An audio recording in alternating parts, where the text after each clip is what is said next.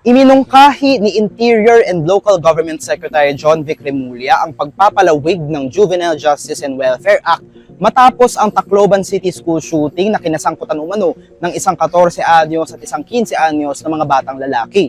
Matatandaan na 3 estudyante ang namatay at 20 ang nasugatan sa naturing na insidente sa Barangay San Jose, Tacloban City nitong nakaraang Lunes.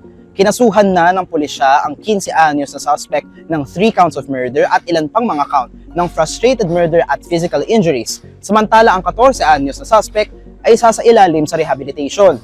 Ito ay dahil sa ilalim ng Republic Act No. 9344 o ang Juvenile Justice and Welfare Act, exempt ang mga mas bata sa 15 anyos mula sa criminal liability at haharap lamang ang mga bata sa pagitan ng 15 at 18 anyos kung may discernment sa kanilang ginawa. I think the age is not important, but cognizance and intent are the most important factors.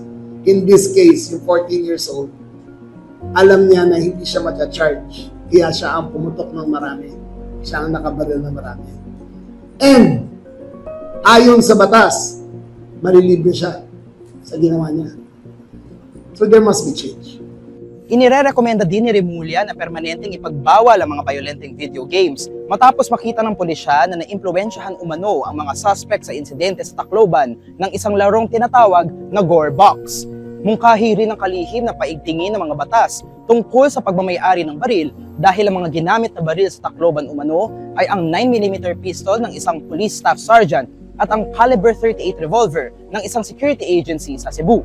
Samantala, ayon kay Remulla, wala pang isang linggo ang nakalilipas mula sa insidente sa Tacloban ay nakatanggap siya ng tip mula kay Senador Bam Aquino na may kumakalat umanong banta na magkakaroon muli ng isang pamamaril o pananaksak sa paaralan sa bayan ng Tolosa sa Leyte rin. Natunton ng Philippine National Police Criminal Investigation and Detection Group ang nag-post nitong tinaguriang banta at kinilala siya bilang isang 14 anyos na grade 10 student. Sabi ni Remulla, itinurn over ang minor de edad sa Department of Social Welfare and Development at kalaunay pinakawala dahil walang maikakaso sa kanya. There was no incident. Pero sinabi niya, nag-post na siya na may mangyayari. Nung nalaman namin, inaktuhan kagad namin. Okay? There are several motives behind this, namely, the incident arose from, this is according to the investigation, the incident arose from personal and family issues. Following engagement with their family and along with investigation results, the threat appears to be neutralized and inactive.